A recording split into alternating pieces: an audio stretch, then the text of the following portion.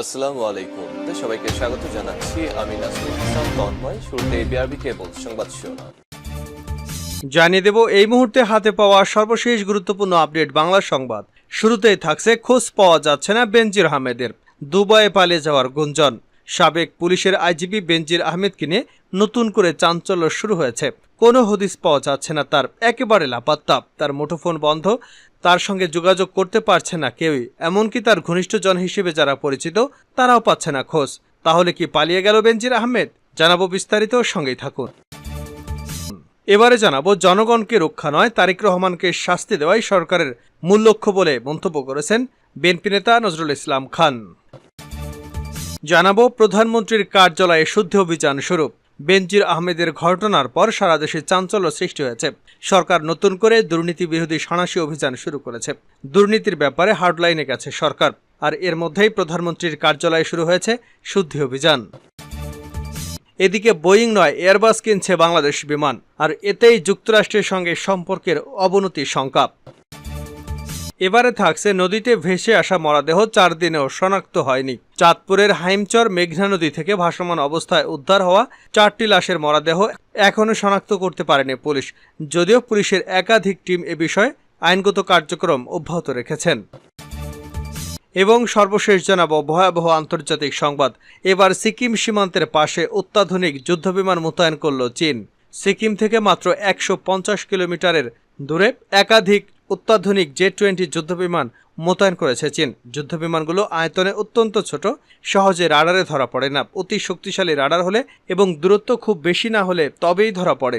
এতক্ষণ শিরোনাম শুনছিলেন, এবার বিস্তারিত। প্রিয় দর্শক, আপনি যদি এই চ্যানেলে নতুন হয়ে থাকেন, ভিডিওটি দেখতে দেখতে চ্যানেলটি সাবস্ক্রাইব করে আমাদের সঙ্গেই থাকুন। আর এই ভিডিও সম্পর্কে আপনি আপনার মূল্যবান মতামতটি কমেন্ট বক্সে জানিয়ে দিন। আর হ্যাঁ প্রিয় দর্শক, জানিয়ে দিন ভিডিওটি কোথা থেকে দেখছেন। খোঁজ মিলছে না বেনজিরের, দুবাই পালিয়ে যাওয়ার গুঞ্জন। সাবেক আইজিপি বেনজির আহমেদকে নিয়ে নতুন করে চাঞ্চল্য শুরু হয়েছে। কোনো হদিস পাওয়া যাচ্ছে না তার, একেবারে লাপাত্তা। তার মুঠোফোন বন্ধ, তার সঙ্গে যোগাযোগ করতে পারছে না কেউই। এমনকি তার ঘনিষ্ঠ হিসেবে পরিচিত ছিল তারাও তাকে খুঁজে পাচ্ছেন না। বেনজির আহমেদ অবসর গ্রহণের পর গুলশানের একটি বাড়িতে থাকতেন এবং এ বাড়িতেই 3-4টি ফ্ল্যাট কিনে বাড়ি হিসেবে ব্যবহার করতেন। এ বাড়িতেও তাকে পাওয়া যাচ্ছে না। রাজধানীর র্যাঙ্কন্ট আইকন টাওয়ারে বেনজির আহমেদের খোঁজ নিতে গেলে জানানো হয় সেখানে তিনি নেই। তাহলে বেনজির আহমেদ কোথায় অবস্থান করছেন এখন? একটি অসমর্থিত সূত্র বলছে বেনজির আহমেদ গত 3 সপ্তাহ আগেই সস্ত্রীক দুবাই চলে গেছেন। তার এক জামাতা দুবাইতে চাকরি করেন, সেখানেই তিনি অবস্থান করছেন বলে একটি সূত্র দাবি করেছে। অন্য একটি সূত্র বলছে বেনজির আহমেদের পরিবারের কেউই এখন আর ঢাকায় অবস্থান করছেন না। তার এক কন্যা এখন লন্ডনে পড়াশোনা করছেন, বাকি 2 কন্যা দুবাই অবস্থান করছেন এবং বেনজির আহমেদ তার স্ত্রীকে নিয়ে দুবাই চলে গেছেন বলে জানা গেছে। এই তথ্যের পেছনে আরও যুক্তি পাওয়া যাচ্ছে। এর মধ্যে বাংলাদেশ ব্যাংকের একটি সূত্র বলছে যে 33টি ব্যাংক অ্যাকাউন্ট জব্দ করা হয়েছিল সেই ব্যাংক অ্যাকাউন্টগুলোতে তেমন কোনো টাকা পয়সা নেই। অর্থাৎ ব্যাংক অ্যাকাউন্টগুলো অবরুদ্ধ হয়ে যাচ্ছে বা হবে এরকম আঁচ করতে পেরে আগেভাগেই সেই অ্যাকাউন্টগুলো থেকে সব টাকা পয়সা তুলে ফেলেছেন তিনি। এছাড়াও কয়েকটি অবরুদ্ধ জমি বেনজির আহমেদ বিক্রি করে দিয়েছেন বলেও তথ্য প্রমাণ পাওয়া যাচ্ছে। অনেকের ধারণা বেনজির আহমেদের বিরুদ্ধে পত্রপত্রিকায় রিপোর্ট প্রকাশ বা তদন্ত শুরু হওয়ার পরে তিনি তার দেশীয় সম্পদগুলো গুটিয়ে ফেলেছেন, ব্যাংকের সমস্ত টাকা পয়সা সরিয়ে বিদেশে পাড়ি দিয়েছেন। তবে এ ব্যাপারে নিশ্চিত করে কেউই কোনো তথ্য দিতে পারেনি। উল্লেখ্য যে দুর্নীতি দমন কমিশন আইনজীবী খুরশিদ আলমের কাছে সাংবাদিকরা জানতে চান বেনজির আহমেদের বিদেশে যাত্রার উপর কোনো নিষেধাজ্ঞা আরোপ করা হবে কিনা। এর উত্তরে তিনি বলেন, যদি অনুসন্ধানী দল মনে করে বেনজির এবং তার পরিবারের সদস্যদের বিদেশ যাওয়া অবরোধ করা দরকার, তাহলে আদালতে আবেদন করতে পারে। তবে এ ধরনের আবেদন এখনো করা হয়নি। আর এ কারণেই এখন প্রশ্ন উঠেছে বেনজির আহমেদ হয়তো দেশে নেই। কারণ তিনি যদি দেশে থাকতেন তাহলে এই সমস্ত প্রতিবেদন বা রিপোর্টের ভিত্তিতে নিশ্চয়ই তিনি কোনো বক্তব্য উপস্থাপন করতেন বা তার একান্ত ঘনিষ্ঠ যাদের সঙ্গে তিনি অবসরের পর ব্যবসা বাণিজ্য করছেন সেই ব্যবসায়িক পার্টনারদের সঙ্গে যোগাযোগ করতেন। কিন্তু এসব কিছু না করার ফলে তিনি যে দেশ ছেড়েছেন এ ধারণাটি ক্রমশ বদ্ধমূল হচ্ছে। জনগণকে রক্ষা নয়, তারেক রহমানকে শাস্তি দেওয়াই সরকারের মূল লক্ষ্য বলে মন্তব্য করেছেন বিএনপির স্থায়ী কমিটির সদস্য নজরুল ইসলাম খান। জাতীয় প্রেস ক্লাবের সামনের সড়কে জেলা বিএনপির উদ্যোগে অনুষ্ঠিত মানববন্ধনে প্রধানমন্ত্রী দেওয়া বক্তব্যের জবাবে এমন মন্তব্য করেন তিনি। সাবেক প্রধানমন্ত্রী বেগম খালেদা জিয়া নিঃশর্ত মুক্তি, বিএনপি নেতাকর্মীদের নামে মিথ্যা মামলা প্রত্যাহার ও কারাবন্দী নেতাকর্মীদের মুক্তির দাবিতে এ মানববন্ধন হয়। নজরুল ইসলাম খান বলেন, জিয়াউর রহমানকে মারা হয়েছে। আরাফাত রহমান কোকো বিদেশে চিকিৎসা অবস্থায় মৃত্যুবরণ করেছে। খালেদা জিয়াকে সুচিকিৎসার সুযোগ না দিয়ে মৃত্যুর মুখে ঠেলে দেওয়া হচ্ছে। জিয়া পরিবারে আছেন শুধু তারেক রহমান। জিয়া পরিবারকে এতই অপছন্দ যে তাকে দেশে এনে শাস্তি দিতে হবে। তিনি বলেন, কি অপরাধ তারেক রহমানের? একজন বিচারক তাকে একটি মামলায় খালাস দিয়েছিলেন।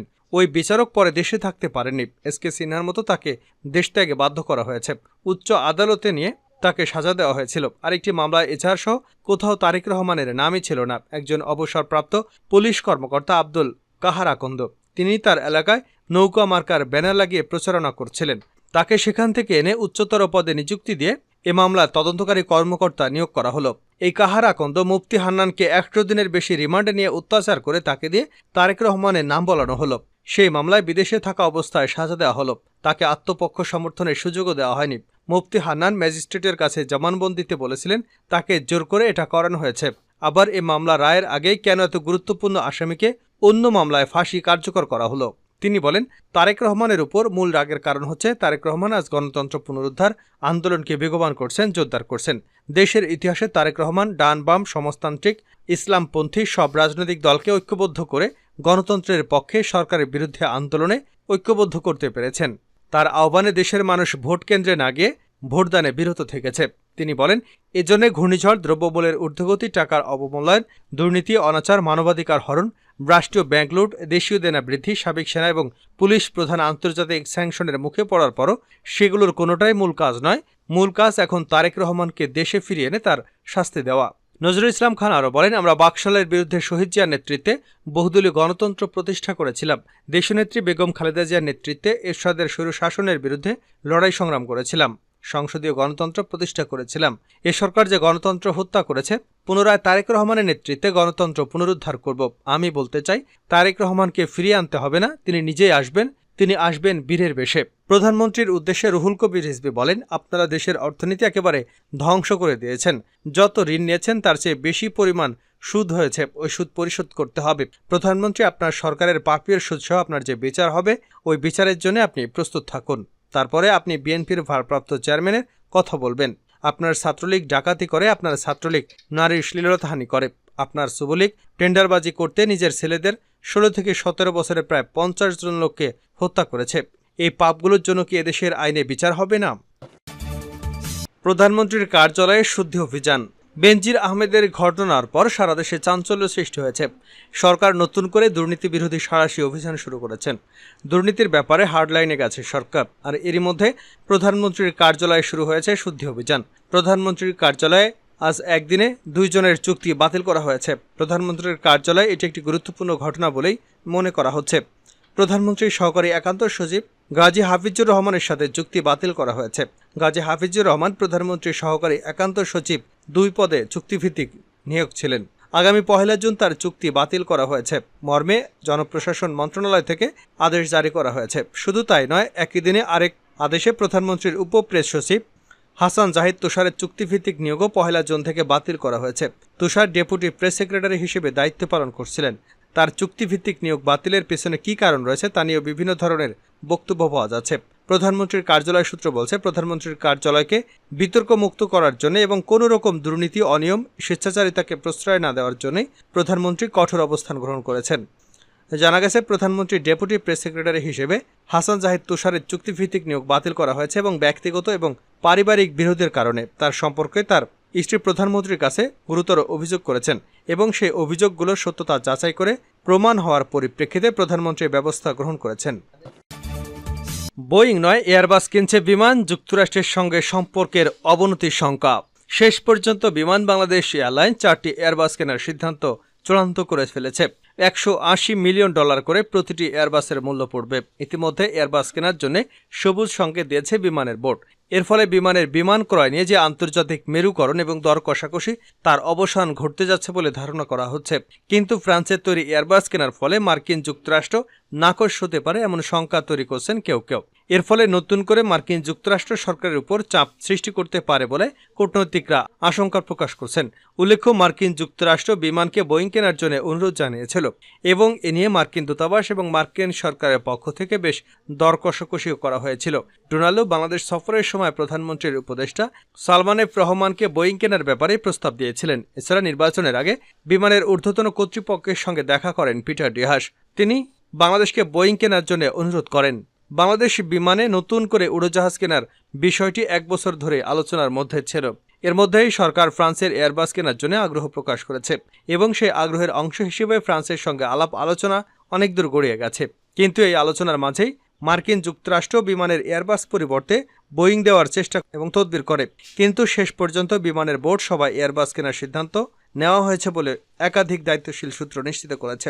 এর ফলে বাংলাদেশের সঙ্গে মার্কিন যুক্তরাষ্ট্রের সম্পর্কে নতুন করে টানাপোড়েন সৃষ্টি হতে পারে বলে কেউ কেউ শঙ্কা প্রকাশ করেছেন। তবে বেসরকারি বিমান চলাচল কর্তৃপক্ষ দাবি করছে এটি যাচাই বাছাই এবং নিরীক্ষার মাধ্যমে করা হয়েছে, কাজেই এ নিয়ে মার্কিন যুক্তরাষ্ট্র অসন্তুষ্ট হবার কারণ নেই।